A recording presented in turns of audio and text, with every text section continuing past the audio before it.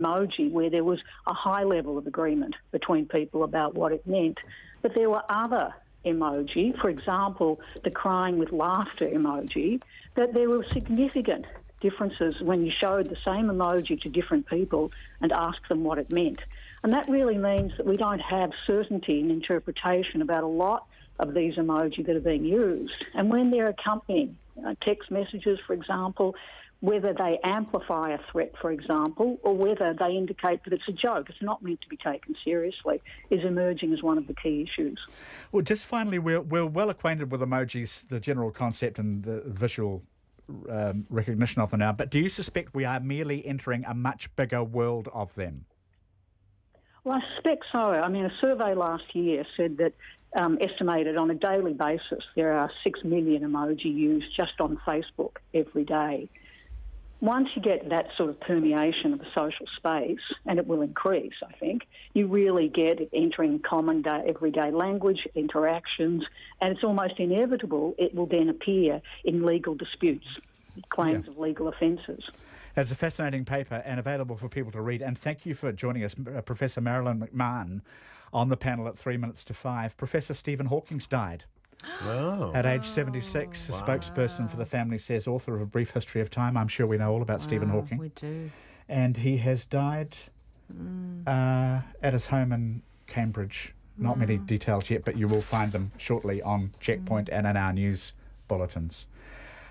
Before we go today on the panel, I was going to ask you something which has actually disappeared.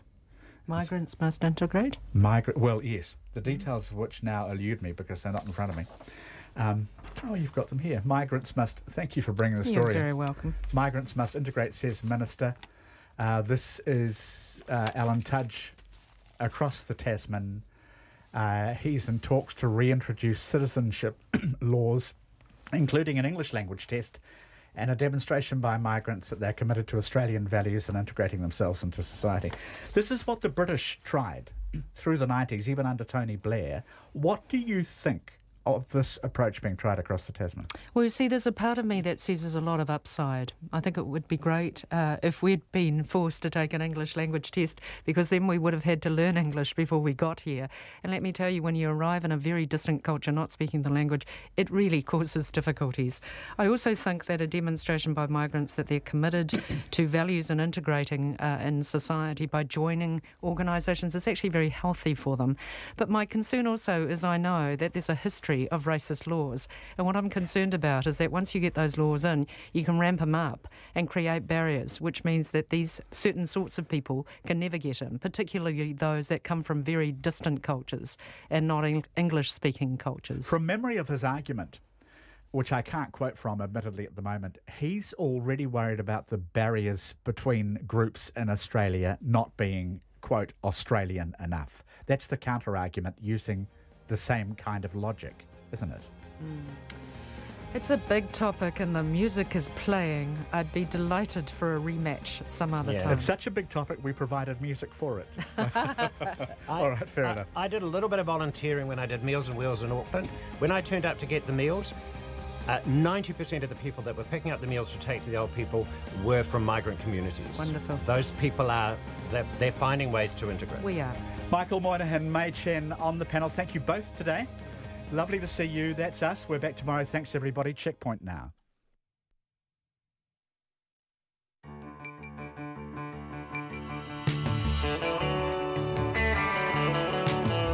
Toti mai rai, hoa mai, hei kōrero, kei te haere, hei kaupapa, kei te karawhiua. Tonight on Checkpoint, Stephen Hawking has died. We'll have more shortly. The Labour Party launches a review and suspends all young Labour events until it can be proven they can be run safely. And the Prime Minister reveals Labour MP Liz Craig stayed overnight at the camp but had gone to bed when 4 16-year-olds were sexually harassed or assaulted. Plus, chaos at the White House as Rex Tillerson finds out via Twitter he's been given the boot. The BBC's John Sopel joins us from Washington. The wrangling over the layout of the America's Cup Village enters its 4th phase. And Too Dirty to Swim, the organisers of an Auckland Ocean swim event, cancel their 7th event in just 4 months in the city of sails. RNZ News at 5. Kia ora, good afternoon. Ko Katrina Batanaho. Labour's president says he apologises deeply to the victims of sexual assault at a young Labour summer camp, their parents and the other young people there. During a boozy night at the camp in Waihi last month, 4 16-year-olds were sexually harassed or assaulted by a 20-year-old. The police are now investigating. Here's our political editor, Jane Patterson. Standing beside the Prime Minister Jacinda Ardern in Auckland, the President Nigel Howarth said the party failed in its duty of care both during and after the event. Mr Howarth says a senior barrister, Maria Berryman, will review what happened and will also be available to consider any other historical complaints that may arise. He says no heads will roll as a result of the handling of the Waihi situation. Ms Ardern did not want to make any detailed comments about what happened while investigations are underway. She did say MP Liz Craig was there, but went to bed before the assaults happened. From Parliament, Jane Patterson. The British physicist Stephen Hawking has died at the age of 76. His family released a statement confirming his death at his home in Cambridge. Hawking was known for his groundbreaking work with black holes and relativity and is the author of several popular science books, including A Brief History of Time. At age 21, while studying cosmology at the University of Cambridge, he was diagnosed with a degenerative disease. In 2014, part of his life story was depicted in the film The Theory of Everything. The Immigration Minister says refugees could be resettled in Hawke's Bay in a bid to ease the region's long-term shortage of horticultural workers. A seasonal labour shortage has been declared by the Ministry for Social Development in Hawke's Bay for the current harvest. But growers say they're worried about future crops as it becomes increasingly difficult to fill the hundreds of full-time jobs being created each year and are urging the government to make the region a refugee resettlement location. Ian Lees-Galloway, who's been touring the region for the last 2 days, says there is a case for it, especially as the government prepares to double the quota of refugees to 1,500 a year. When we go ahead with that, we'll be looking for other regions to receive those refugees, and I would certainly be open to a conversation with local government, with the community here in Hawke's Bay about the Hawke's Bay becoming a refugee resettlement centre. Immigration Minister Ian Lees-Galloway. A second lawyer has come forward to complain about another 15-year-old boy being held for days in a police cell. The Hawke's Bay teenager was kept at a police station for 5 nights last week because Oranga Tamariki did not have enough beds. A Nelson 15-year-old was finally bailed yesterday after spending 6 nights in custody. Lawyer Don Kennedy says his Hastings client has suffered as a result of spending almost a week in a cell. They might be a little bit up in the air at one stage and then quite low the next. So that's sort of what I call sort of heightened anxiety about what's happening to them. Don Kennedy says Oranga Tamariki has let themselves and the 15-year-old down. Oranga Tamariki says about 150 beds are available for young people and it's working on increasing that number by 25%. The British Prime Minister Theresa May is due to brief Parliament later on what action Britain will take against Russia over the poisoning of a former Russian spy and his daughter. Mrs May set Russia a deadline, which has now passed, to explain how a Russian-made nerve agent was used to attack Sergei Skripal and his daughter Yulia in Salisbury last week. Russia continues to deny any involvement. Its Foreign Minister Sergei Lavrov says Britain should honour its own obligations under the Chemical Weapons Convention and stop issuing ultimatums. Russia is not guilty. Russia is ready to cooperate in line with the Organisation for the Prohibition of Chemical Weapons Convention if the United Kingdom gets round to and deigns to fulfilling its international legal obligations in line with the document. The translated words of the Russian Foreign Minister Sergei Lavrov. Britain has been seeking support from its allies, including New Zealand, in the event of any retaliatory action against Russia. The government's lead minister on the America's Cup believes agreement on the team base locations in Auckland is close and those unhappy with the new plan are free to object. Team New Zealand today leaked the latest plan, which axes a proposed extension of Hobson Wharf, retains another wharf extension and uses more land on nearby Wynyard Point. The Minister for Economic Development, David Parker, says it's the cheapest option so far at $140 million and has the smallest encroachment on the harbour.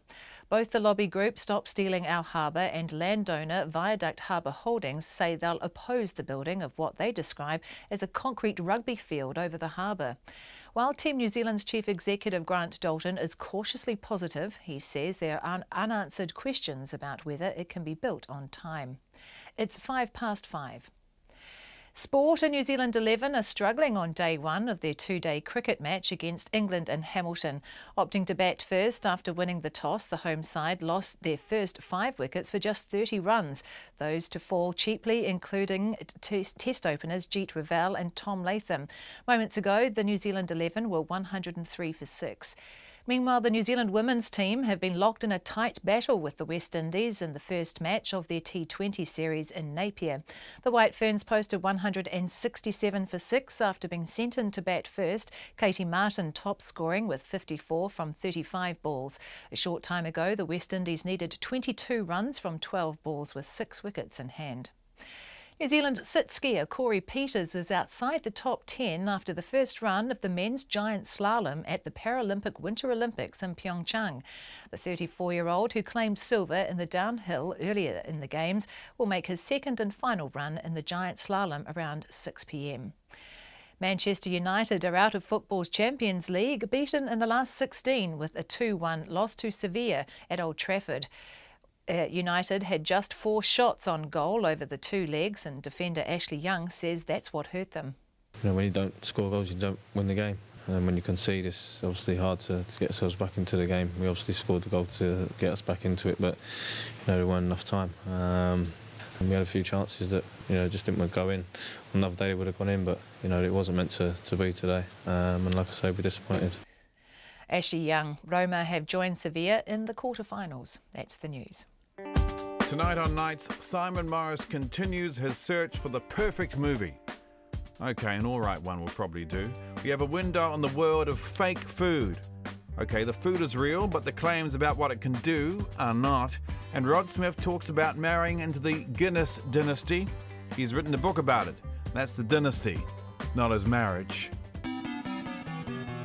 And on Lately at 10, we're live and we'll be keeping you up to date with the world, talking to some of the people who have made the news or are just worth talking to.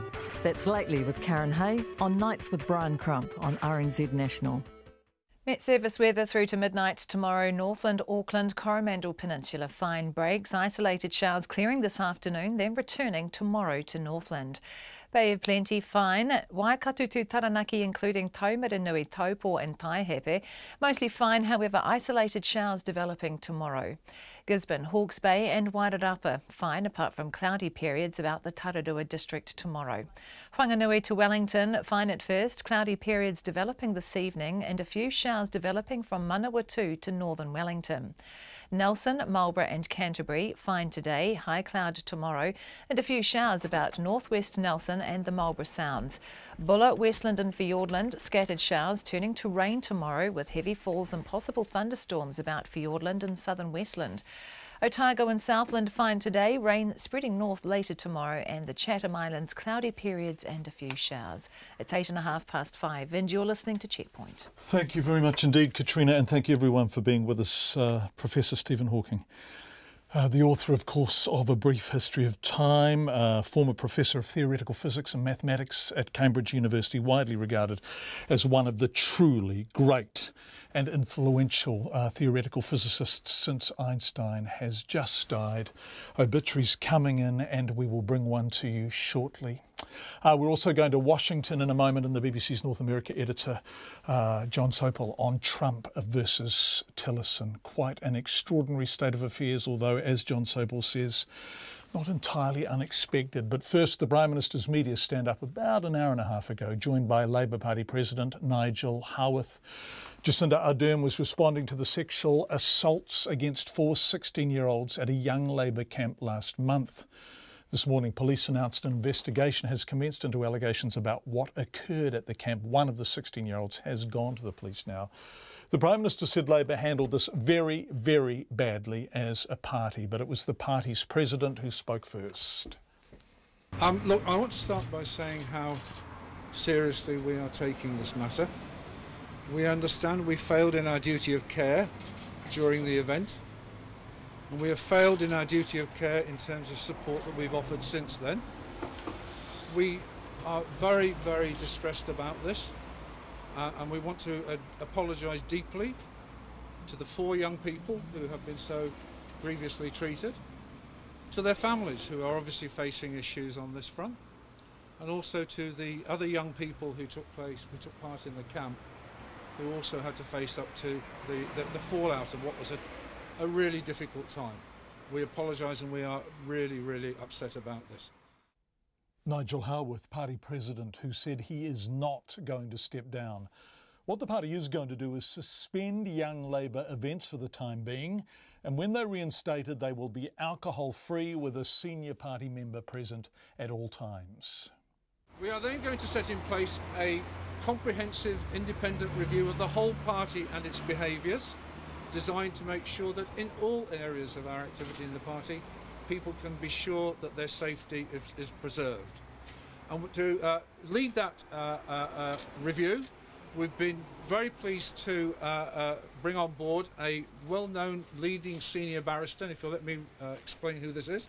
This is Ms. Maria Berryman, who is a senior barrister with great experience both in investigations of the order that we're setting in place, but also with a lot of experience in dealing with sexual assaults.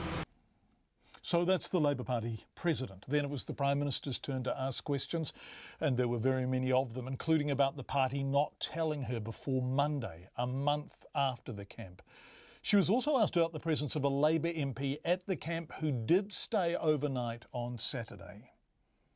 We've already been open about the fact that there was an MP who was asleep at the time, who wasn't present during some of the harassment and abuse that has taken place, but was present generally at the camp. But we've been open about that. Which MP? We've already mentioned, I believe, that Liz Craig was there. She's been open about that. She had an early flight the next day, so was in bed at the time that this all occurred. Was she witness to any drinking at that camp? I cannot say when she went to bed, but she's been very clear about the fact that she wasn't present when this sexual abuse took place. Jacinda Ardern, another of the question lines concerned the presence of alcohol at the event, which was attended by 16-year-olds. Parents had signed consent forms for their children to be present, but did those consent forms mention alcohol? I did not see the consent forms. Have you asked to see them? I'm sure the party, because we're undertaking a full investigation, will be seeking the consent forms, and what was outlined to parents, that is of course appropriate that we see all of that information. Have you spoken to any of the victims? No, I haven't. Look, I certainly would like to be in a position to talk with them, but given there is now an investigation in place, I do need to make sure that is able to run its course before I do that. The Prime Minister, now Liz Craig's Facebook page, she's the MP who was present overnight, did contain a photo of her in the company of young people drinking alcohol, although their ages are uncertain. The Prime Minister didn't want to see the photo and was asked if it was appropriate. Liz Craig went to bed when young people were up and drinking. I mentioned that my understanding was she wasn't present when the sexual assault took place. As I've said, when we undertake this investigation, we'll have more information over what occurred at the camp. How long do you expect that investigation to take? I haven't set out. There is no timeline yet established. We have ascertained the person who's leading it today. To finalise that, we will have a timeline very quickly in mind. But it will be a matter of urgency. Will you be transparent with it? Yeah, I think we'll have to just make sure that we protect those who are involved. So we'll need to go through a bit of a process to make sure that we do that in the process. But of course the outcome will be a change in Labour policies and the way that we work. So we will need to absolutely be transparent about that. We also need to be clear there is a police investigation, so we do need to make sure that we allow that to be undertaken without be seen to interfere in it in any way. Jacinda Ardern, also there, the Labour Party President Nigel Howarth, speaking at about between 3:30 and 4 o'clock this afternoon. Those Facebook photos on Liz Craig's website have been taken down. She did not return our calls this afternoon. Let's go to this news about, well, a remarkable man. The British physicist Stephen Hawking has died at the age of 76. He was known, of course, for his groundbreaking work with black holes and relativity. Is the author of several popular science books, including A Brief History of Time, which was loved by people who had never previously read a single word on the subject. At age 21, while studying cosmology at the University of Cambridge, he was diagnosed with a variation of motor neuron disease, MND. He lived for another 5 decades, defying all predictions and all precedents and doing truly remarkable work during that lifetime. CNN's Matthew Chance looks back on an extraordinary life. By any measure, Stephen Hawking's life was incredible, even more so because in the 1960s he was diagnosed with ALS, or motor neuron disease, and given just a few years to live. This rare form of motor neuron disease left him virtually paralysed, unable to express his profound vision of humanity and science without a voice synthesizer. At one point, I thought I would see the end of physics as we know it. But now I think the wonder of discovery will continue long after I am gone. But this was never a man bound by his own physical limitations. He revelled in a zero-gravity flight, freeing him, he said, from the confines of his wheelchair. He also wrote a series of children's books about space with his daughter Lucy. He had 2 other children and 3 grandchildren. For more than 3 decades, he was a professor at Cambridge University's Department of Applied Mathematics and Theoretical Physics, specialising in the study of black holes, and revered as a member of the academic elite. But Professor Hawking also did much to popularise science, playing himself in Star Trek, Recessed in the opposite direction, and The Simpsons.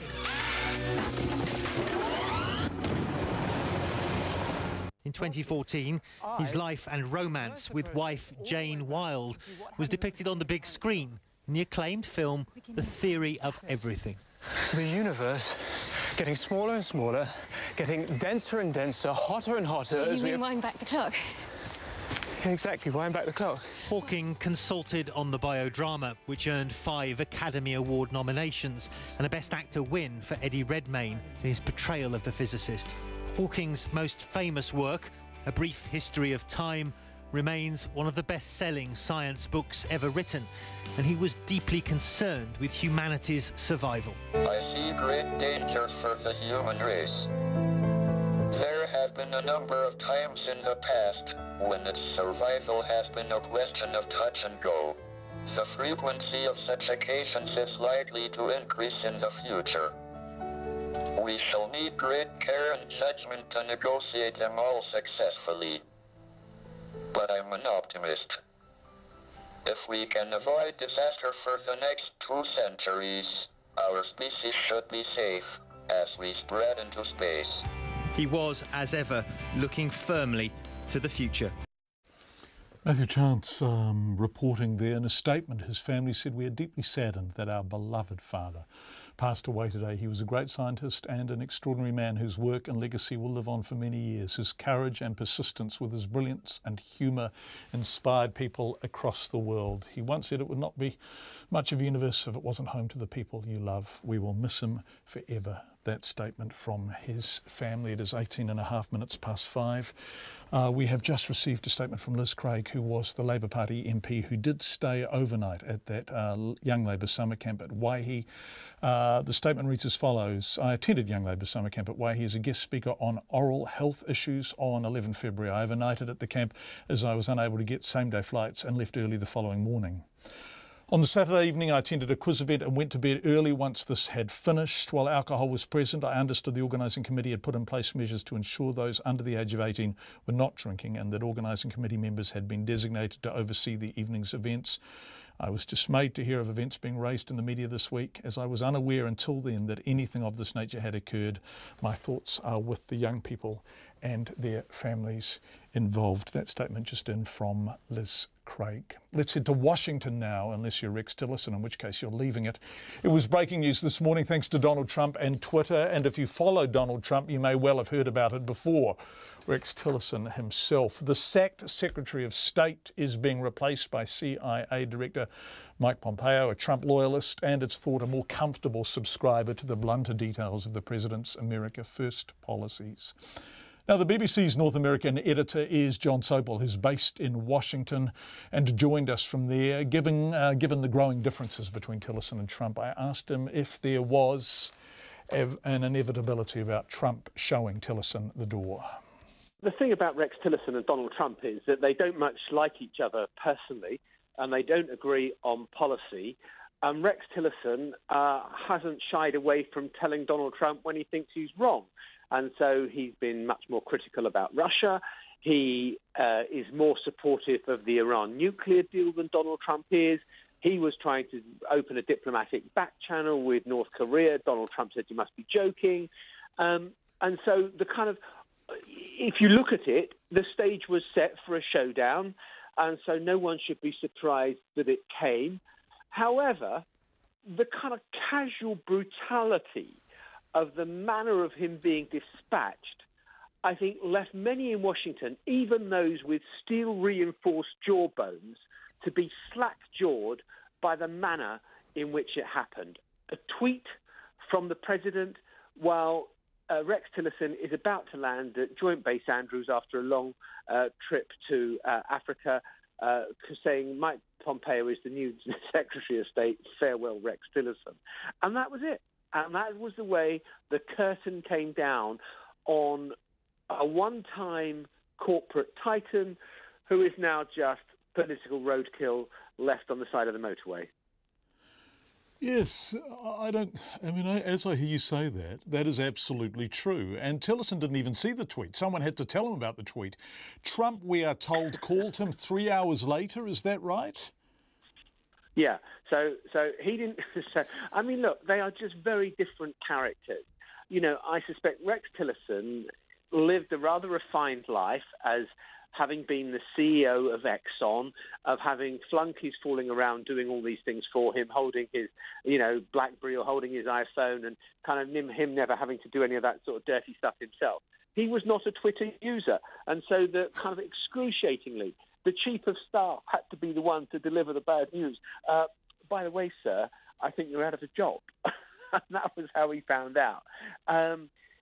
And they are just very, very different people, I think, as well, in the way that they operate. And I just think it was kind of, and also, I mean, I don't want the kind of people to think there's a simple narrative here. Brutal Donald Trump kills yet another member of his close circle because they were just critical. I mean, there were question marks over Rex Tillerson's competence, his bureaucratic skills at running the State Department. He made an awful lot of people kind of redundant, but didn't seem to have a plan of what he was going to do to rebuild the department. Lots of people lost their jobs. And in all sorts of parts of the world, you will find in the US Embassy there are people acting up 5 grades above what their seniority suggests they should be doing. The place has been hollowed out, and there are an awful lot of vacancies that have not been filled, and there is a question of competence as well that hangs over Tillerson's period at the State Department. So yes, he did stand up to Donald Trump. Yes, he spoke truth to power. But was he in charge and an effective Secretary of State? I think history might actually cast quite a harsh judgment on him as well. Gosh, there's a lot of issues to pick up on that, and I want to talk about his replacement, Pompeo, because the things you're talking about, the truth to power things, Pompeo's not going to do that with Trump, is he? But this leaves Trump increasingly exposed out on whatever unilateral position he is taking today or tomorrow or the next day. So the Kim Jong-un thing, which Tillerson didn't know about, and where lots of people are saying, tread carefully here, President, the kind of advisors who might tone him down, calm him down, temper him, are increasingly disappearing from his circle. Does this leave President Trump more exposed to getting it spectacularly wrong? Well, John, let me just push back a bit. I mean, yes, Mike Pompeo is much more to the president's taste. He was a Republican congressman who was part of the Tea Party, who signed up to an awful lot of what the president signed up to as well. That said, he, as head of the CIA, he acknowledges Russian interference in the past elections and that they are continuing to interfere. You haven't heard Donald Trump on the record saying that in terms. So there are areas where Mike Pompeo has shown an independence of mind. And, maybe when he gets to the State Department and he's running this behemoth of a department that, with whose tentacles stretch around the world, that he will do that again. He's got the intellect and he's got the drive, so maybe he will make a better fist of it. But, the question you raise is a good one. A lot of people, and General Mattis at Defence, one of the last men standing, as it were, from the original kind of people who were appointed only 15 months ago, says the way, the first part of any solution is through diplomacy. It's not through the military. The military is your backup. The military is what happens when everything else has been tried and has failed. Diplomacy is what happens first. And, there are an awful lot of people who are kind of looking at American leadership around the world and wondering what has happened to it. And, we know that the slogan is America first. But if America wants to kind of influence events, when it unilaterally said it was going to move its embassy in Israel from Tel Aviv to Jerusalem, there was an overwhelming vote against at the United Nations. Now, is that what happens when you don't play that central role on the world stage? You think you know best. You're not going to listen to what allies and friends say to you. And hey, presto, the United Nations kind of turns its back on the United States. And that is the risk of what Donald Trump does at the moment. And that is something that, there are an awful lot of people in Washington and American friends around the world who are fearful of. That's the BBC's North American editor, John Sopel, joining us from Washington. It's 5:26. The wrangling over the layout of the America's Cup village in Auckland could be nearing an end, with Team New Zealand cautiously optimistic about yet another plan unveiled today. The fourth plan drops a planned extension of Hobson Wharf, creates more space on land at Wynyard Point, and is a 45-metre extension of the Halsey Street Wharf. Team New Zealand boss Grant Dalton says he's a bit pissed off about one change, but stronger words are being used by opponents of the wharf extension. This is a balancing act. Oh boy, in Auckland. And all of that comes on the same day the team's old nemesis, Jimmy Spittle, joined their challenger partner, Luna Rossa. Our Auckland correspondent and America's Cup correspondent, Todd Nile, reports. Today's new plan is number 4 since Auckland Council, the government and Team New Zealand began serious talk late last year on how bases would be built for the 2021 Cup. But for Michael Goldwater, the co-founder of the lobby group Stop Stealing Our Harbour, retaining any wharf extension is a no-go. Nothing's changed in our position. We don't think that creating a rugby field into the harbour made of concrete is a great outcome for Auckland or the Waitemata Harbour. It's just completely unnecessary and incredibly expensive. The group proposed last year building all the bases on existing land at Wynyard Point. The same idea was revived last month by significant waterfront landowner Viaduct Harbour Holdings, whose chief executive Angela Bull says it will object to planning consent. The plan that has been released this morning would have no choice but to oppose it because of the encroachment into Halsey Wharf. The Minister for Economic Development, David Parker, has been in the driving seat since the Council and team in December agreed a plan which he felt encroached too much on the harbour. The new plan was leaked today by Team New Zealand. Mr Parker's unfazed that not everyone is happy. Look, that's people's rights to object. They are people who want more intrusions into the harbour, people who want less. My objective has been lowest possible price, least intrusion, best legacy. And we think we've got to something that's pretty sensible. Other people will have a contrary view and they're entitled to have a say in the process. The Minister says the new plan is the cheapest of 4 options at $140 million, 11 million cheaper than a variation proposed by Team New Zealand and 35 million cheaper than the original December plan. Public submissions on the December plan closed today. Mr Parker believes because of the similarities, it's likely the Environment Court will allow those submissions to be considered where relevant.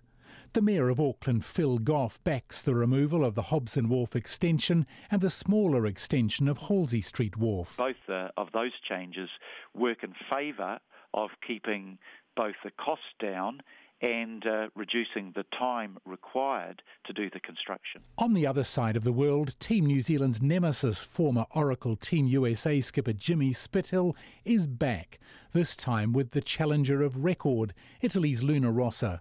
The big-talking Aussie led the heartbreaking defeat of Team New Zealand 5 years ago in San Francisco, but lost the final in Bermuda last year.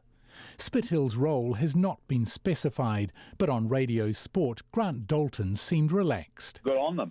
I know certainly Patricio Bertelli will be pleased, and the relationship between us and them won't falter, provided he keeps his gob shut, basically. The Italian's last full campaign was more than a decade ago, and commentator Peter Lester says Spithill will bring them valuable knowledge. A lot of knowledge of how to operate an America's Cup syndicate, given the new technology of foiling.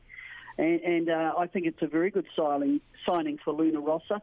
I guess it does signal quite clearly that Oracle will not be at the next America's Cup, and in some ways that's a bit sad. Grant Dalton's off to Italy at the end of the month to meet the challengers and discuss the design for the new foiling monohull, which is due out by then.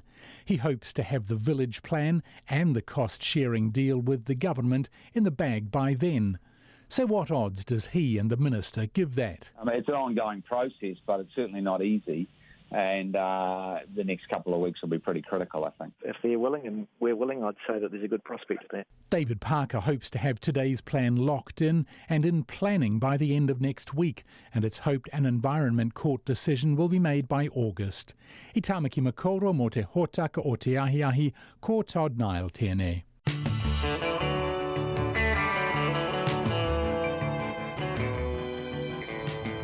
It is 28.5 to 6. Thank you for being with us on Checkpoint. Coming up on the programme, Too Dirty to Swim. The organisers of an Auckland ocean swim event cancel their 7th event in just 4 months. Go the City of Sails. Should more refugees settle in Hawke's Bay to meet a growing shortage of fruit pickers? Russia ignores a deadline set by the British government to explain how a Russian-made nerve agent was used to poison a former spy and his daughter, and much more. Business Next with Giles Beckford. We'd love your feedback. You can text us 2101. You can tweet us at Checkpoint RNZ, Facebook Checkpoint with John Campbell, where you can also watch us, as well as on Freeview 50 and Sky TV's Face TV, which is channel 83, and our email address is checkpoint@radionz.co.nz. But before any of the aforementioned, Katrina Batten with the headlines. The Labour Party president says he apologises deeply to the victims of sexual assault at a young Labour summer camp, their parents and the other young people there.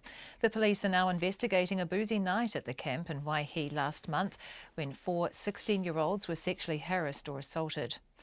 The British theoretical physicist Stephen Hawking has died at the age of 76. He was known for his groundbreaking work with black holes and relativity and was the author of popular science books including A Brief History of Time. At age 21, he was diagnosed with the degenerative disease amyotrophic lateral sclerosis, or ALS. Overseas students out of pocket after their school was closed down say they still haven't received a refund from the Qualifications Authority. The New Zealand National College in Auckland was deregistered 8 weeks ago after months of investigations. The Immigration Minister says refugees could be resettled in Hawke's Bay to ease its horticultural worker shortage. The government has promised to double the quota of refugees, and Ian Lees-Galloway has been urged to make the region a refugee resettlement location. A second lawyer has come forward to complain about another 15-year-old boy being held for days in a police cell. The Hawke's Bay teenager was kept at a police station for 5 nights last week because Oranga Tamariki did not have enough beds. A Nelson 15-year-old was bailed yesterday after 6 nights in custody. The government's lead minister on the America's Cup believes agreement on team base locations in Auckland is close. Team New Zealand today leaked the latest plan, which acts as a proposed extension of Hobson Wharf, retains another wharf extension and uses more land on nearby Wynyard Point. The Minister for Economic Development, David Parker, says it's the cheapest option so far at $140 million. Those are the headlines. I'm back at 6. Thank you very much indeed, Katrina. Let's turn to business news now with our business editor, Giles Beckford, who is joining us from Wellington. Hi, Giles. This is fascinating. A chance for taxpayers, both personal and corporate, to have a say on the shape of the future tax system. Indeed. Good evening to you, John. Yes, it's from the Taxation Working Group. This is the government-inspired look at the future of the tax system, being chaired by Michael Cullum. It's put out a discussion document, sort of the context to which people might have a look at when they want to put forward submissions and any ideas or comments that they might have on the future shape of the tax system. And it's all about ideas, our ideas, my ideas, your ideas. It's about whether we should be looking at things such as lowering the corporate tax rate, whether there should be a flat tax rate, whether we should be looking at environmental taxes perhaps, or we should be looking at GST exemptions. One thing, of course, is that we know that's off the table is the capital gains tax on the family home. We all know that as being, of course, a rather short political suicide note that nobody's going to be willing to sign. Anyway, anyone who's interested should go to the Taxation Working Group website. The deadline for submissions is April.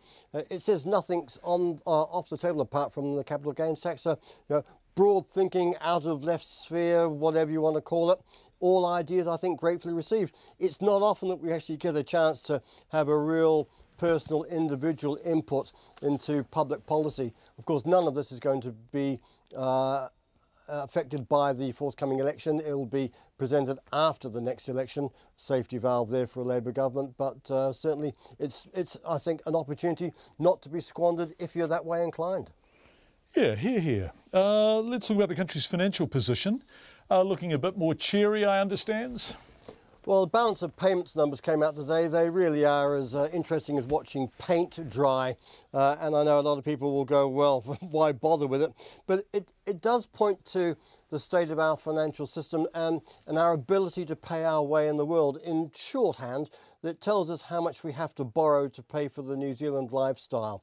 Now, tucked away in the plethora of tables and lines of numbers is one little ratio there. It's called the net international investment position. It's a measure of how indebted we are. As an example, 10 years ago, it was worth 84% of the value of the economy. So in other words, $8.50 out of every $10 that we made or we earned in the economy, right, was owed to somebody overseas. That's now fallen to just over $5 out of 10, so quite a considerable improvement. The reason why it matters is because credit rating agencies look at this sort of thing. They say, how big is a country's liabilities? Can it pay its way? Can it sustain its debt repayments? And if they say yes, if they're satisfied, you get a good credit rating, just like you do at the bank. And if it's not, then you pay a premium. You have to pay more to borrow. It also means that overseas lenders look a little more kindly and benignly upon us. And from that point of view, it's looking pretty good at the moment. Whether it stays that way, well, time will tell. But for the time being, we can take a little bit of cheer that our financial credibility overseas is in pretty good stead. Did the markets react to that in any way? The dollar do anything? No. What was that thing you read? What was the figure you gave us? The what? The international investment ratio position. That's because no other bugger could be bothered reading it, Giles. You're the only person who read it. Actually, our current account deficit was 2.7% of GDP. That's just a broad number. In days gone by, we were 9% or nearly 9% of GDP. That's when the dollar would have fallen because credit agencies go, whoops, whoops, pull up. But today, not a scare, not even a flicker of an eyelid at it. On the share market, our top 50 index down about 40 points. It couldn't sustain yesterday's record-breaking run, so down about 0.5% to 8433. But the Kiwi dollar pretty firm at 73.3 euro cents and 93.1 Australian. No, Giles Beckford, who kindly plows through that stuff so that we don't have to. Thank you very much indeed. Let's go to the weather now with Mid-Service meteorologist Angus Hines again tonight. Kia ora, Angus. Kia ora. A smorgasbord of weather for New Zealand over the next couple of days, but for the northern part of the North Island it is going to be fairly decent right throughout Thursday.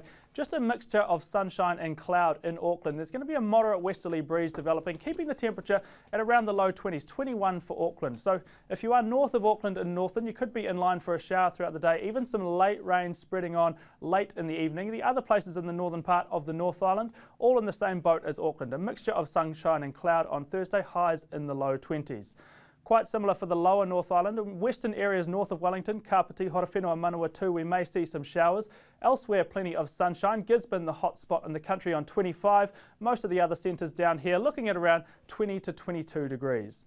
The weather is a little different as we track towards the South Island now. While it will be a pleasant day for Christchurch, lots of sunshine, high cloud coming over in the afternoon, you are going to want to watch out for the strengthening northwesterly winds. So a front is tracking its way up the South Island late in the day on Thursday, bringing strong rain to western areas and strong northwest winds to eastern areas, including Christchurch, which is under severe weather watch. There is also severe weather warnings in place for northwest gales and for heavy rain in the west coast. So a fair bit of weather happening in the South Island. Do stay safe if you happen to be in the affected areas. But from me today, that's all, and ka kite. Thank you very much indeed, Angus. Ocean swimming events are now regularly being cancelled in Auckland because the city's beaches are so dirty. And organisers say unless something is done soon, ocean swimming events in Auckland may be a thing of the past. This is an extraordinary state of affairs. It's because surf lifesavers are refusing to oversee any event at a beach that's not safe to swim at. And right now, more than a third of Auckland's beaches are not clean. Zach Fleming has more. In the 12 years he's been running the Takapuna Beach Series, organiser Nick Carroll says until this season he'd only had to cancel twice. In this season we've had 7 cancelled events so far, and 6 of those have been because of water quality. 6 cancelled events in 4 months because Takapuna Beach on Auckland's North Shore isn't safe to swim at. The water is too dirty. It's basically ruined the image of the beach series, and people only have so much time to spend doing recreation that they may not bother with something like the beach series, which may be 50-50 each week whether it's on. Takapuna Beach is listed as unsafe on Auckland Council's Safe Swim website today, despite a minuscule amount of rain in the past 24 hours. Using rain gauges at nearby Whenuapai, Albany and Mairangi Bay, Met Service says only around 6 millimetres of rain fell around Takapuna yesterday. The no swim notice is likely because 15 to 20 millimetres of rain fell on Monday. So one bout of rain can now mean no swimming for 3 days. Today's the first time Nick's spoken out about Auckland's dirty beaches. He says he's finally had enough. It's beyond belief that they could let it become this, and now all they do is just blame the government or the councils before them for what's happened, but at the end of the day they're still the council and they're the ones that have caused it with their sort of lack of funding into infrastructure. There are currently 25 no swim notices in Auckland. 16 of those are long term, no end date in sight. 11 beaches are yellow, meaning moderate risk. In total, that means 39% of the swimming spots in Auckland that are monitored aren't clean.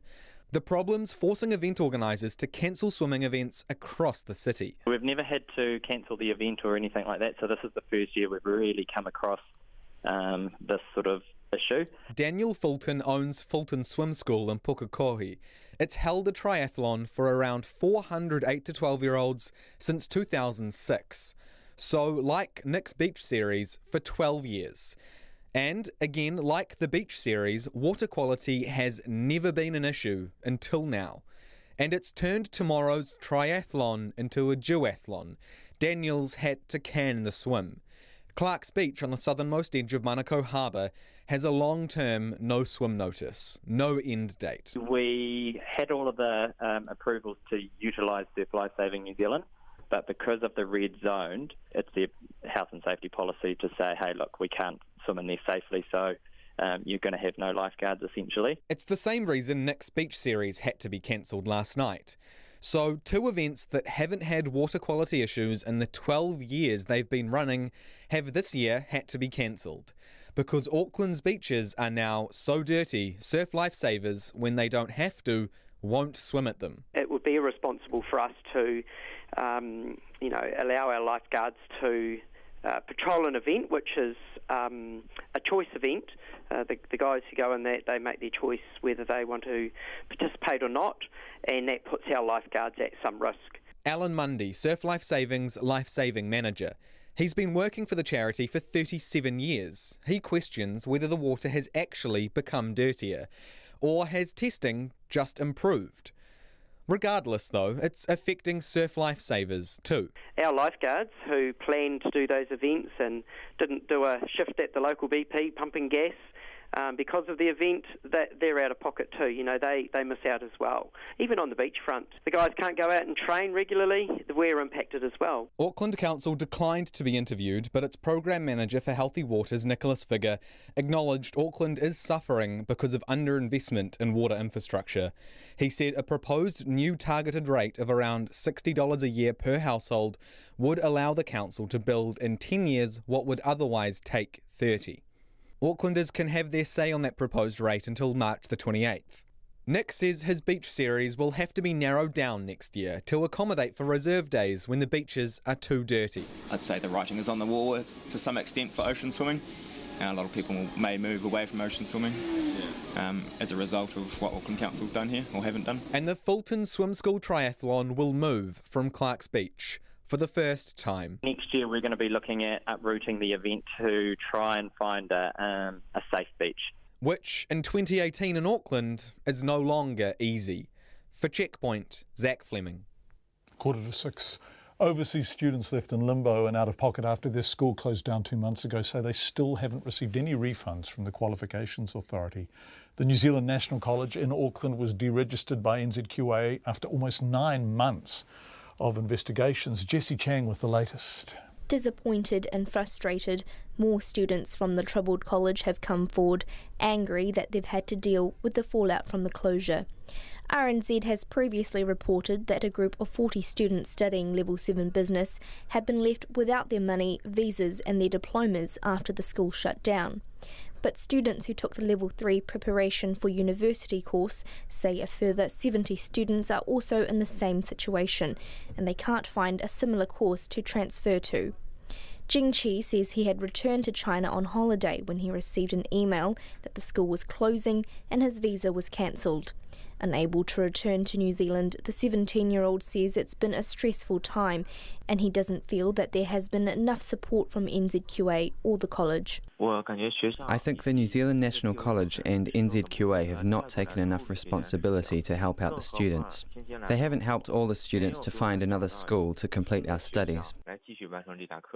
Jing Chi has a receipt from the college showing he paid nearly $39,000 as a package deal for the course, which included material fees and accommodation. But he says NZQA has told him he's only getting $18,000 of that back. If no other school can take us, then all the work I've already done is useless. I think I should get a full refund because the 2 semesters I paid for and studied for isn't counting for anything. Jing Chi says so far no money has been refunded. He's not the only one. Level 7 students have previously claimed that they paid the college thousands of dollars more than what was put into the public trust, which NZQA said it was investigating. One of them, Cora, says she paid $14,000 for her course, but NZQA told her it could only refund her $6,000. She says she hasn't seen a cent. I feel upset and I don't know how to sort out my future study because I haven't received any money from NZQA, so it's delay any plan for myself. Cora says she needs the money in order to transfer to another school and apply for a new student visa. She says time is running out because her visitor visa expires next month. But NZQA says the majority of the Level 7 student refunds should have already been processed. It says it is unable to comment on whether Level 3 students have received their money back because they applied directly to the public trust for a refund. NZQA says it is continuing to review a number of issues regarding the college and its director, but cannot comment until it is completed. RNZ tried to contact the managing director, marketing manager and quality assurance manager of the college, but they didn't respond. For Checkpoint, Jessie Chang, TNA.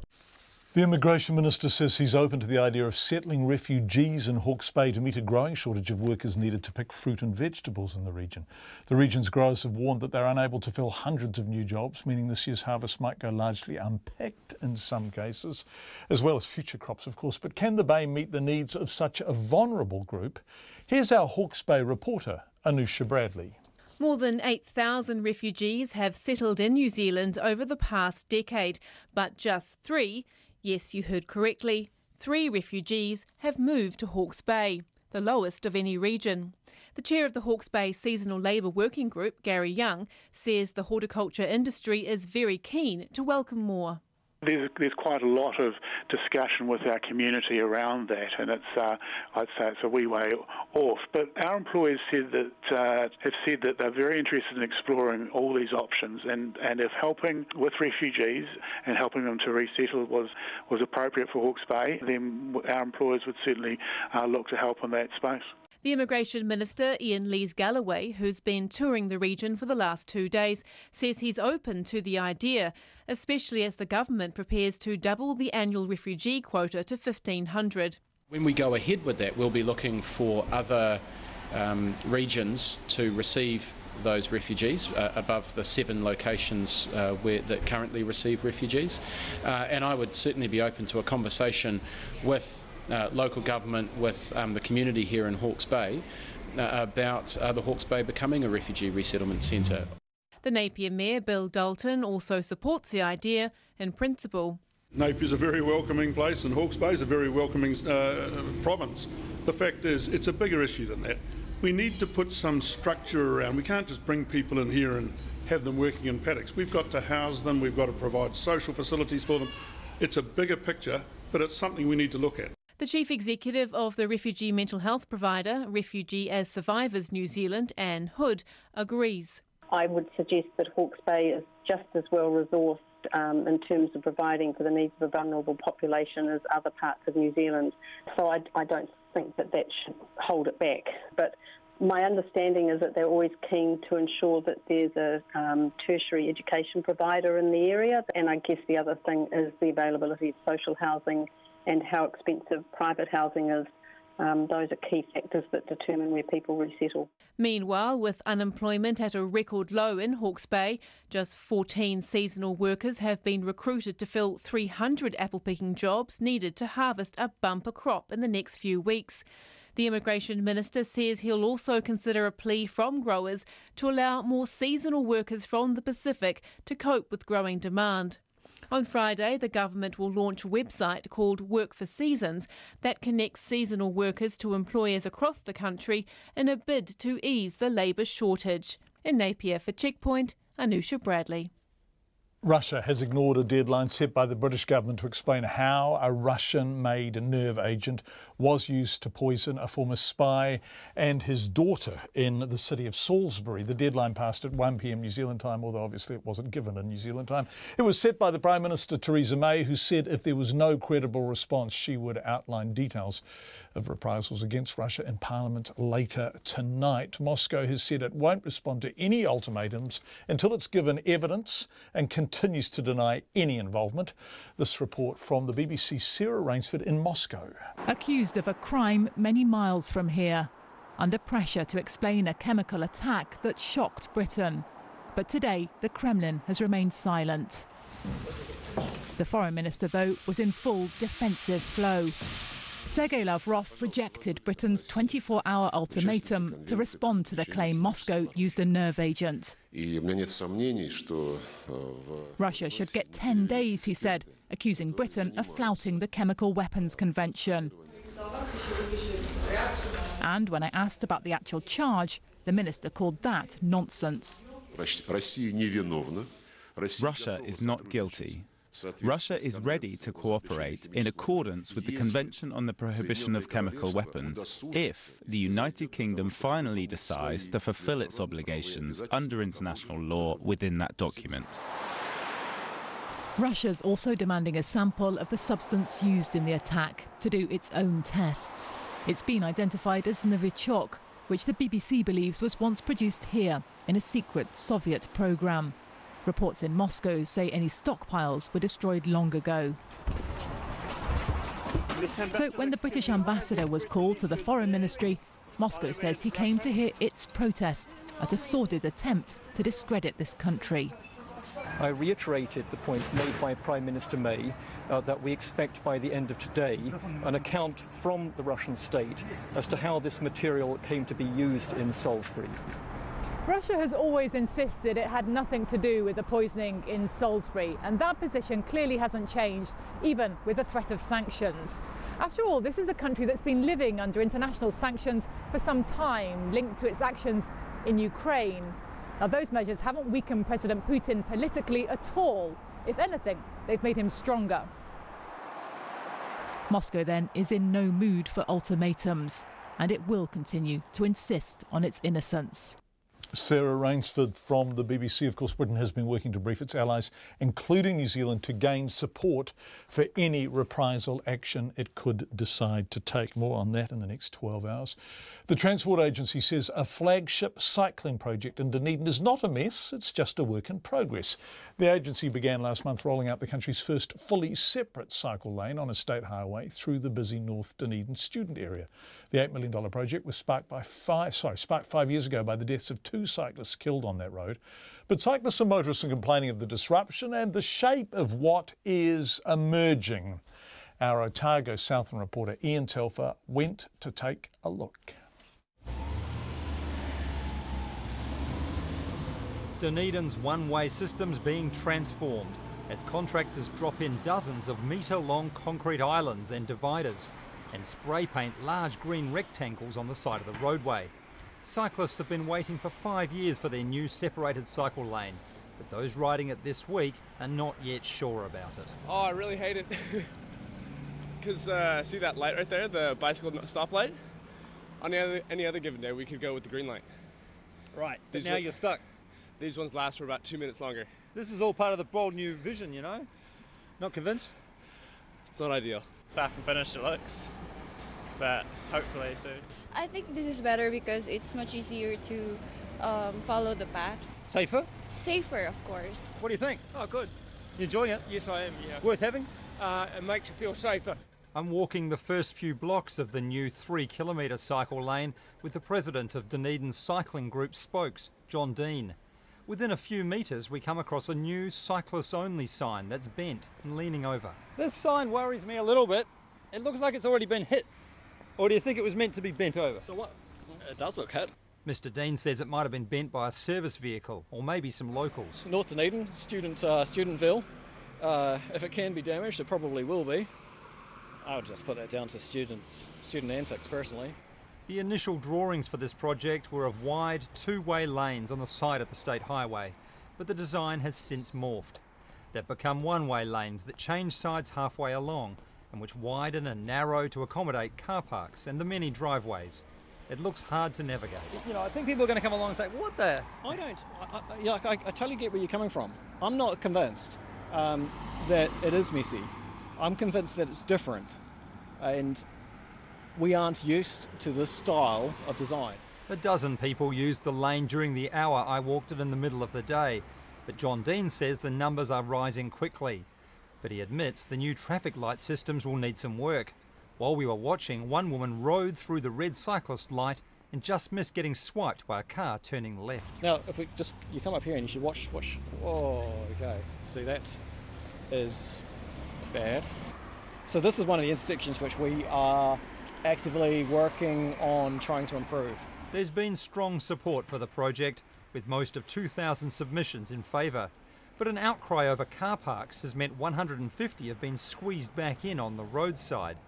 Some local businesses who wouldn't be named said they remained sceptical, and there'd already been a number of near misses between cyclists and cars. But Mr Dean says people need to be patient. Realistically, there is no other cases of this nature or this design in New Zealand. So, you know, it's a learning curve for the NZTA and their design team. It's a learning curve for Dunedin and the City Council. But, you know, I'm very confident. The Transport Agency's South Island Relationships Director, Jim Harland, says the project's been challenging, but once finished, should reduce cyclist deaths and serious injuries by 70%. The green paint that you would have seen isn't yet uniformly applied through the corridor, and we're also going to use some diagonal sort of striping on it where you have critical entry points to driveways in some cases. So I guess we're just asking people to wait till it's fully finished, and then there'll still be a period of adjustment for people to become familiar with it, because it is something that they're not used to driving around or in or even cycling on. The lanes are due to be fully operational by October. In Dunedin for Checkpoint, Ian Telfer. Lots of feedback coming in on the text 2101 if you want to join in. A great many people suggesting, we think somewhat mischievously, that cows should be banned from Auckland beaches. That's in response to Zach's story before, suggesting that 1/3 of Auckland beaches are regularly too polluted to swim. And people asking what the issue. This is people from outside of Auckland. It's basically a tired, old, overloaded infrastructure and real issues when it rains heavily about stormwater and keeping it out of the sea. But it is entirely problematic. Someone texted in, the surf lifesaving under 14 nationals, otherwise known as Oceans, had major issues with events from the 1st to the 4th of March, affecting thousands who travelled to the event from around the country. You should talk to the organisers about it. We will do exactly that. People in Hawke's Bay texting in and say they'd love more refugees. Annie and Jeremy saying, as citizens of Hawke's Bay, we would welcome an influx of refugees for the colour and culture they most certainly would bring. We already have a wide range of cultures, and more would be welcome alongside the boost to our worker population and local economy. It will require government input and resources, as well as concerted effort from all of us in the Bay. RNZ News at 6. Ngā mihi nui, good evening. Ko Katrina Batanaho. The Prime Minister says while she'd like to be in a position to speak personally to victims of sexual assault at a Labour Party summer camp, it would not be appropriate while investigations are underway. Labour has launched an external review after 4 16-year-olds were sexually harassed or assaulted by a 20-year-old at the camp in Waihi last month. The police are also investigating. Jacinda Ardern says the job of Andrew Curtin is not on the line, despite the admitted failures on how this has been handled. But the General Secretary himself has acknowledged there were failings in place. He is now very much a part of the party's work to fixing the issues and the failings that we recognise. Jacinda Ardern says there was an MP at the camp, Liz Craig, but she had gone to bed before the assaults happened. The British theoretical physicist Stephen Hawking has died. His family released a statement confirming his death at his home in Cambridge. He was 76. Despite being stricken with a form of motor neuron disease at an early age, he went on to become one of the most renowned scientists of his time. The BBC's Nick Hyam has this report. Stephen Hawking became one of the world's most famous scientists after the publication in the 1980s of his book A Brief History of Time. It sold more than 10 million copies, though rather fewer people actually read it all the way through. He identified something called Hawking radiation, given off by black holes in space, whose existence challenged conventional theories of time and space. The concepts were stupendously difficult to grasp, yet Hawking turned out to be an excellent communicator. That was despite being confined to a wheelchair for most of his life by motor neuron disease and forced to depend on a voice synthesizer, whose metallic tones helped make him an unlikely celebrity. Nick Hyam. The Immigration Minister says refugees brought to New Zealand under the increased quota could be resettled in Hawke's Bay in a bid to ease the chronic shortage of horticultural workers. A seasonal labour shortage has been declared by the Ministry for Social Development in Hawke's Bay for the current harvest. But growers are worried about future crops as it becomes increasingly difficult to fill the hundreds of new full-time jobs being created each year. The industry is urging the government to make the region a refugee resettlement location. Ian Lees-Galloway, who's been touring the region for the last 2 days, says there is a case for it, especially as the government prepares to double the quota of refugees to 1,500 in the next 3 years. He'll also consider allowing more seasonal workers from the Pacific. Overseas students stuck in limbo after the closure of their school 2 months ago say they still haven't received refunds from the Qualifications Authority. The New Zealand National College in Auckland was deregistered by NZQA after almost 9 months of investigations. Jessie Chang reports. RNZ has previously reported that 40 students studying Level 7 business have been left without their money, visas and their diplomas after the closure. Since then, students who took a preparation for university course say more than 70 others are also in the same situation. One student, Jing Chi, says he's waiting for an $18,000 refund from NZQA. Another student, Cora, is waiting on $6,000. Both say they don't know any students who have been paid. NZQA says most of the Level 7 student refunds should have already been processed. Kōdisi Chang, TNA. A man accused of murdering his girlfriend admits he pulled the trigger on the gun that killed her. Turiarangi Tai is on trial for the murder of 22-year-old Chosen Koroheke in April 2017. Our reporter Sarah Robson has been at the High Court in Auckland. Under cross-examination by the Crown, Mr Tai was repeatedly asked whether he accepted that he had pulled the trigger. Mr Tai said he did accept it, but maintained he didn't do it intentionally. Following further questioning, Mr Tai said he also accepted that he was guilty of manslaughter.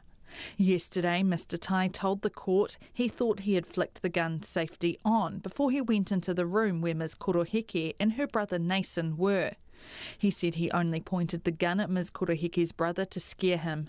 The trial continues. Ko Sarah Robson, aho. A resident of a Christchurch retirement village whose bus stop is facing the chopping block says he relies on the service. More than 100 residents from the Diana Isaac Retirement Village marched on the Canterbury Regional Council today, protesting proposed bus route changes. Currently, the Orbiter bus stops directly outside the village every 15 minutes, but a proposed change would move the closest bus stop about 1 kilometre down the road. A 91-year-old resident, Graham Lawn, who can no longer drive, says that move would take away a vital lifeline for him and his wife.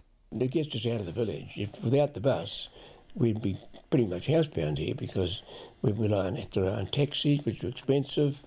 The bus is just so convenient and enjoyable. Diana Isaac Retirement Village resident Graham Lawn. It's 6:05. Sport, the New Zealand women's cricket team have held on for a 5-run win in the first T20 against the West Indies in Mount Maunganui. Defending their total of 164 for 6, the White Ferns restricted the visitors to 159 for 6.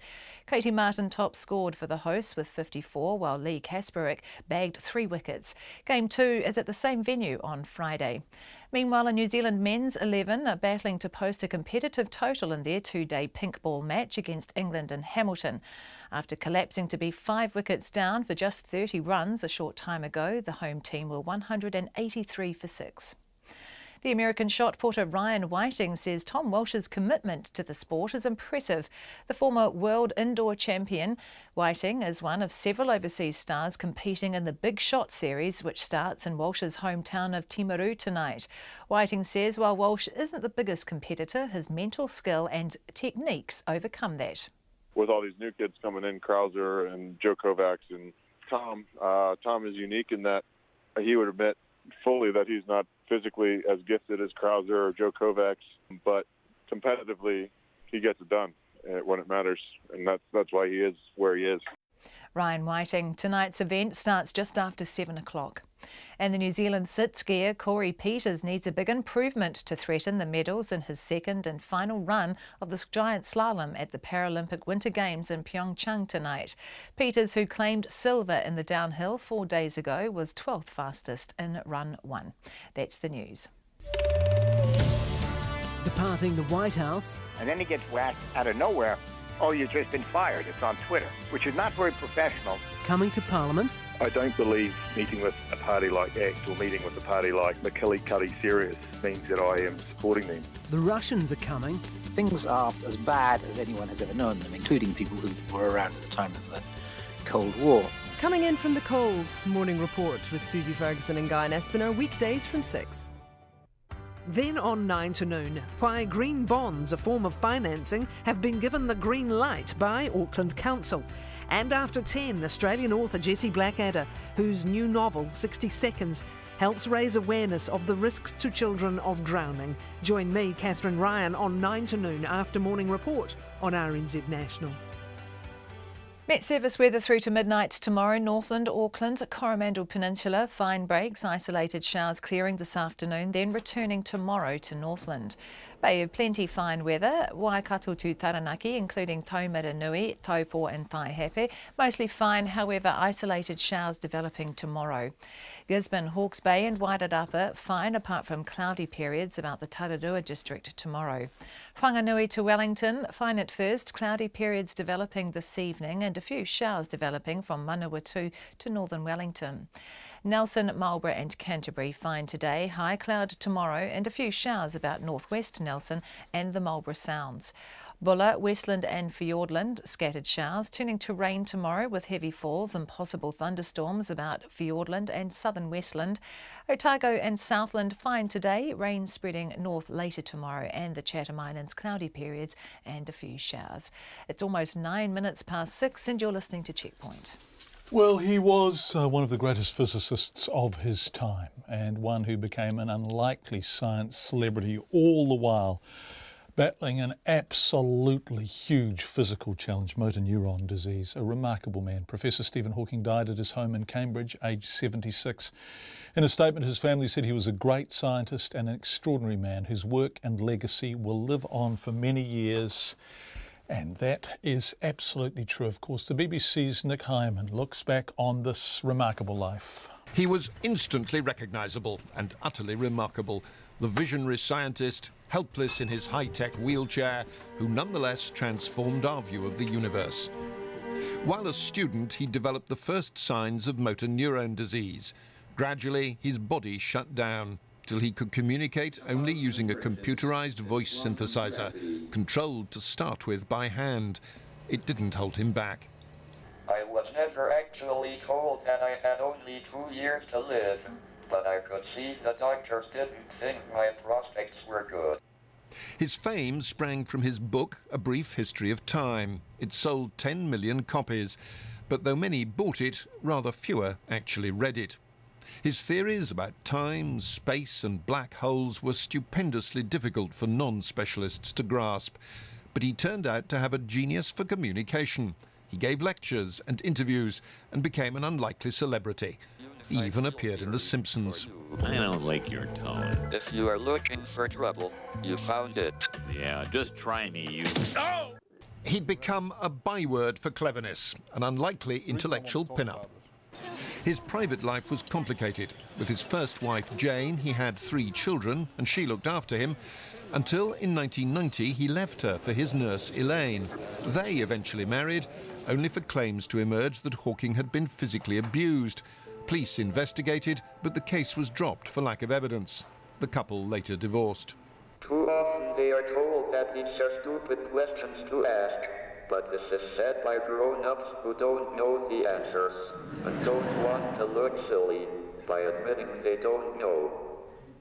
He never lost his sense of humour, though by the end he could only speak by twitching his cheek to move an infrared beam. I don't have much positive to say about motor neuron disease, but it taught me not to pity myself and to get on with what I still could do. I am happier now than before I developed the condition. If general relativity is correct, then the universe is expanding, yes? Yes. Okay, so if you reverse time, then the universe is getting smaller. All right. In 2014, his life was dramatised in The Theory of Everything, with Eddie Redmayne playing Hawking. To see what happened at the beginning of time itself. Stephen, here you are. At Cambridge, they unveiled a statue of him, a rare honour for someone still living.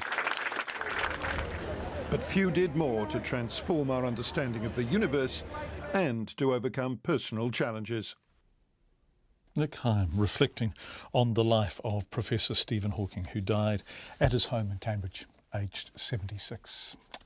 Young Labour events have been suspended for the foreseeable future as the party goes into damage control following sexual assault revelations at summer camp. The police today announced they are investigating the incidents at the camp held near Waihi in February. The Prime Minister and the party's president fronted up to media this afternoon saying Labour was very distressed about the events and apologising to the young people and their families. Here is our Deputy Political Editor, Chris Bramwell. Standing in front of the Prime Minister's Mount Albert electorate office, Jacinda Ardern and Nigel Haworth told media the party wanted to ensure a safe environment for young people in the Labour Party.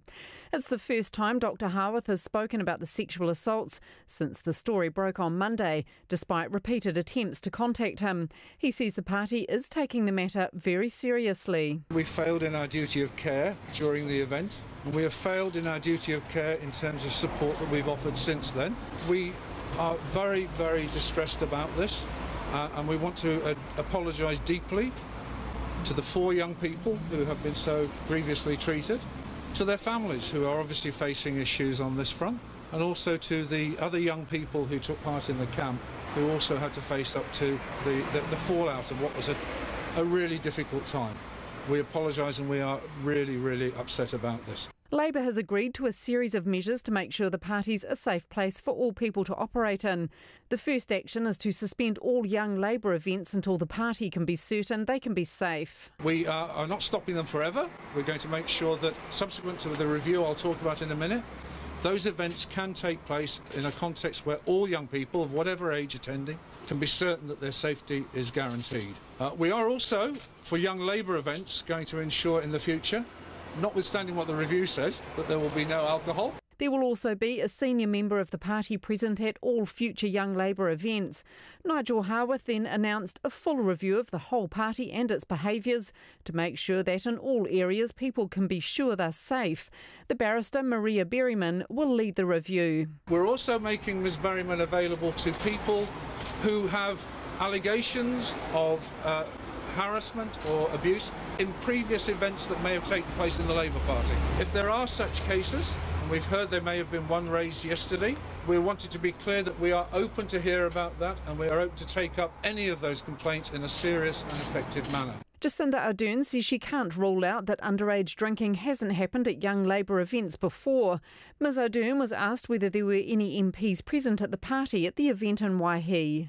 We've already been open about the fact that there was an MP who was asleep at the time, who wasn't present during some of the harassment and abuse that has taken place, but was present generally at the camp. But we've been open about that. Which MP? We've already mentioned, I believe, that Liz Craig was there. She's been open about that. She had an early flight the next day, so was in bed at the time that this all occurred. Liz Craig had a post on her Facebook page with 3 photos of the event. These have now been deleted, though RNZ saw them before they vanished. One of the pictures shows Dr Craig, a new List MP, sitting at a table with 8 young people. There are alcoholic drinks on the table and it's dark outside.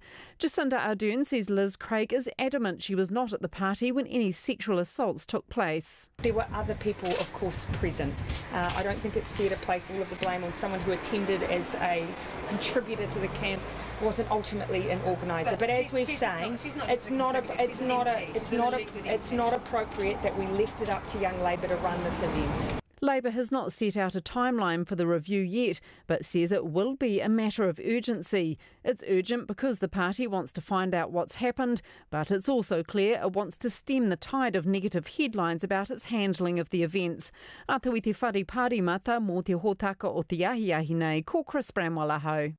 Rex Tillerson is out as America's top diplomat. Donald Trump sacked as Secretary of State on Twitter as Mr Tillerson, who isn't even on the social media platform, flew home after a 5-day trip to Africa. He'll be replaced by CIA Director Mike Pompeo, a man who's apparently on the same wavelength as the President and shares his enthusiasm for the President's America First policies. The change of guard comes at a delicate time for the Trump administration as it embarks on its most difficult and ambitious foreign policy goal to date, a meeting with the North Korean leader Kim Jong-un on the future of its nuclear weapons programs. CNN's Brian Todd has this report on the challenges officials now face. President Trump's desire for a strong team to deal with Kim Jong-un's regime is a key reason why he's moved Rex Tillerson out as Secretary of State and wants to bring Mike Pompeo in. But former diplomats and national security veterans are warning there's chaos at the top of that team. A chaos that's dangerous, so close to a potential summit between Trump and Kim. We don't have much time before it. Normally you would see a lot more time in preparation, very methodical negotiations leading into any kind of presidential summit. We're already operating on a very compressed timeline here. And the stakes really couldn't be higher because the president has already decided, apparently, that he's having this meeting. Veteran diplomats say before such a crucial summit, a top U.S. envoy needs to meet with the North Koreans, or even Kim himself, take their measure, figure out what they want to get out of the negotiations. But tonight, America has no envoy. Tillerson is out. Pompeo's confirmation isn't scheduled until April, just weeks before the proposed summit. The top U.S. envoy to North Korea, Joseph Yoon, just quit. There's no U.S. ambassador to South Korea. The North Koreans have been completely silent since Trump announced he accepted Kim's invitation to meet. Analysts warn the shakeup of Trump's team could play right into Kim's hands. They are absolutely looking for any way that they can take advantage of any chaos that they perceive, but even beyond chaos, any division within different people in the administration. Presumably, Kim will be looking at trying to appeal directly to the White House and see that as the natural place where they're playing a mind game with the president to some extent. They're gaming the president. They've done extensive preparation probably for thinking about how do we get into the head of Donald Trump. But at the same time, experts say Pompeo could slip seamlessly into Tillerson's job. A White House official told CNN Trump often asked Pompeo to stick around after national security meetings to speak with him one-on-one. And analysts say Pompeo won't need to be brought up to speed on North Korea. From day one at the CIA, Mike Pompeo went into the agency, asked, what do we know, what don't we know about North Korea? He wasn't happy with what he heard. He started to reorganize and change the intelligence on North Korea to make sure that we filled gaps. And Pompeo's supporters say it was his clear-eyed toughness on North Korea that became a big part of the Trump team's strategy of placing maximum pressure on Kim Jong-un's regime, which is a key reason why the North Koreans now want to negotiate. That was CNN's Brian Todd in Washington. A Hamilton dairy owner who was attacked by robbers armed with a machete says he feared for his life. Sandeep Patel suffered a fractured skull and cuts to his hands and arms during yesterday's robbery. The two men stole cash and cigarettes before fleeing in a stolen car. Mr Patel is back in his shop today, and our Waikato reporter Andrew McRae paid him a visit. Today, Mr Patel surrounded by family and friends, but yesterday it was a different story. He was alone in the shop in Hamilton East at 8:30 in the morning when the two men burst in. Mr Patel says while one man was taking the cigarettes, another came at him with a machete. They straight away put it on my head. After that, he already coming very close to me, and then he again to attack on my head, my hand, and cut my hand as well. Mr Patel says he put up a fight. I'm a karate black belt, so I have to do my protection. So I start my protection. I did too many punches to his face, and I grabbed his hair from the head, and just 2 to 3 minute fight here. So you're fighting in the shop with him, fighting him off? Yeah. As the men ran out of the shop, Mr Patel tried to chase them. I'm falling down because big injury on my head. I straight away falling down. Then after they ran away from my shop. So you're up and walking, but a lot of blood, I guess. Yes, lots of blood. Were you losing consciousness at all? Little bit at the time, 2-3 times, I'm going to unconscious, but still I wake up again. And Mr Patel believes his life was in danger. Today he's up and about, but moving gingerly. So both hands are bandaged? Yeah. And not bandaged, here, stitches here. The stitches and then? Yeah, here stitches. On your arm as well? Yeah. And what's under the hat? And that's skull breaking. Oh, fractured skull? Yeah. And how are you feeling at the moment, a day later? Yeah, right now too scary, but still we can't do anything because of New Zealand laws is very polite laws. He wants stiffer penalties for people who rob and attack innocent shopkeepers. If police catch them, definitely they have to stay into the jail. We don't want that people in our community. Sandeep Patel says it was his turn this week, and tomorrow it could be another shopkeeper who's attacked. He wants long jail sentences for anyone convicted of such crimes. No one's yet been arrested for the attack. In Hamilton for Checkpoint, Ko Andrew McRae-Tene. From Hamilton to Christchurch with the time at 6:22, the prospect of the wheels on the bus not continuing to roll right past the Christchurch retirement village has prompted its elderly residents to take to the streets in protest. The Orbiter bus currently stops every 15 minutes on Philpotts Road, right outside the Diana Isaac village. But changes to the nearby QE2 Drive means it will soon no longer be able to turn onto the road. Residents are outraged today, marching on the Canterbury Regional Council buildings armed with a 600 signature petition saying that a bus is a lifeline and it cannot be lost. Logan Church went to meet some of the residents. 89-year-old Lenore and 91-year-old Graham have lived in Diana Isaac Retirement Village in Shirley for almost 5 years. Driving is no longer an option for them, and the bus stop outside the village, only a short walk away from their unit, is the only way they can get into town. Lenore says she couldn't believe it when she heard it might be axed. Unbelievable. Just such a crazy thing to do. Because, you know, there's 600 odd people in here, and the majority of us use the buses. It gets us to the shopping malls, our friends, town, anywhere. The bus stop's demise is almost 8 years in the making, with plans made in 2011 to change parts of QE2 Drive as part of a $240 million road-end upgrade. A central median will make it impossible to make a right turn in and out of Philpotts Road, where the retirement village is located. Graham says the bus acts as a lifeline for residents who cannot drive anymore. It gets us out of the village. Without the bus, we'd be pretty much housebound here because we rely on taxis, which are expensive. The bus is just so convenient and enjoyable.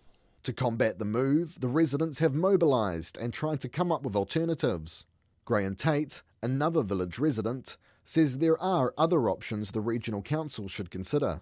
But I've timed it 4 times over 4 different times of the day, that it takes 3 minutes to go from where the orbiter turns off now down to the roundabout at the corner of Innes Road and Hills Road and back up to Philpotts Road. So he can say that 3 minutes is too much to add on to a bus service. I say that's nonsense. Well, do we want the orbiter? Yes! Are we pleased to be here? Yes! Do we want...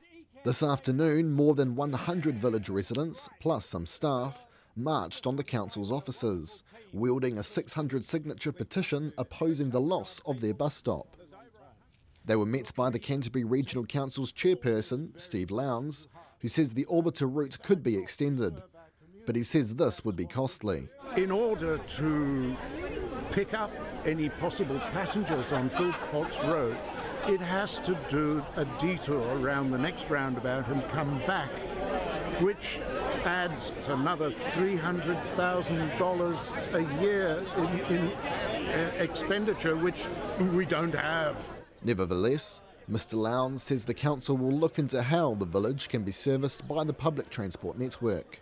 Lenore, Graham and the other residents will now have to wait with bated breath for 6 months to see if the wheels on the bus will continue to roll past the Diana Isaac Retirement Village.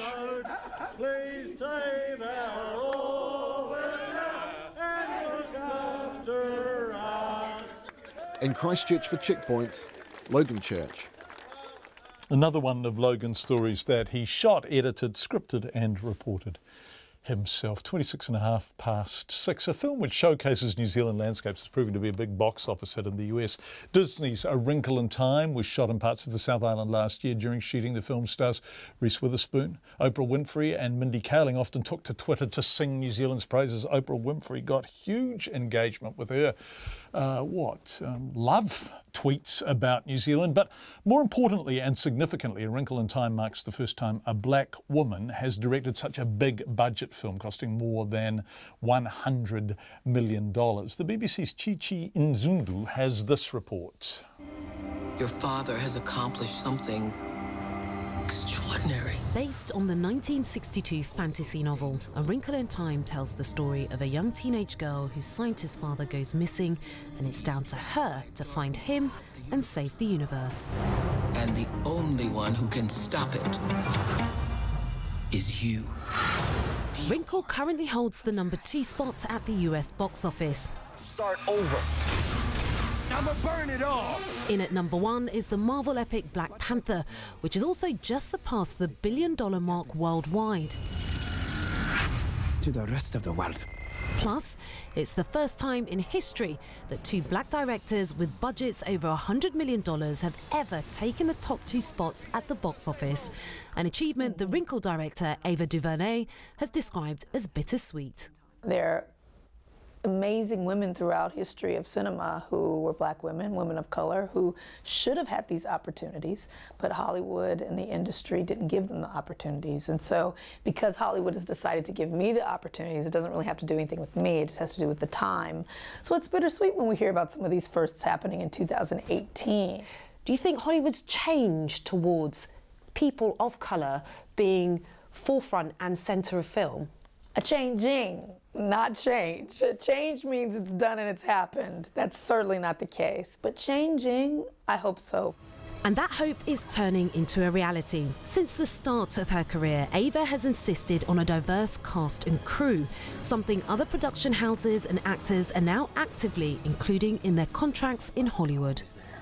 Here we're trying to make something that loves a wider audience, and we say we love you back. If you're a girl, if you're a person of color, if you're a Caucasian boy, if you're a Southeast Asian woman, if you're a Filipino boy, we have everybody in this film because we want the film to love everyone and so they can see a bit of themselves in it. That report from the BBC ending Checkpoint for tonight. Thank you so much for being with us. A lot of feedback coming in.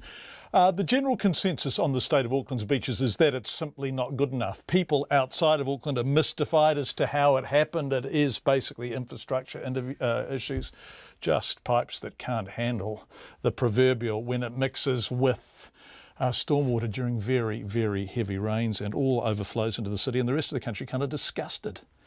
People really didn't think much of Auckland to start with, it seems, from your texts, but what affection you've had for us seems to have just gone.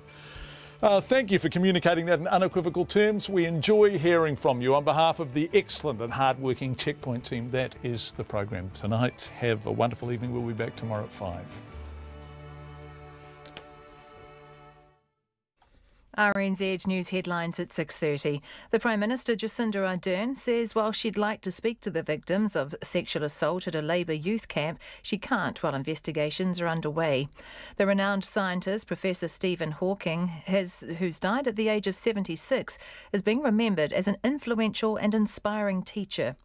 A man accused of murdering his girlfriend admits he pulled the trigger on the firearm that killed her.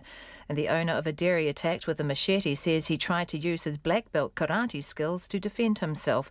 Our next news and weather is at 7. Wake up and face the day with Daybreak on RNZ Concert weekday mornings from 6. I'm Cynthia Morahan and I'll be brewing up a special blend of classics to give just the right kind of energy to your morning. Daybreak, the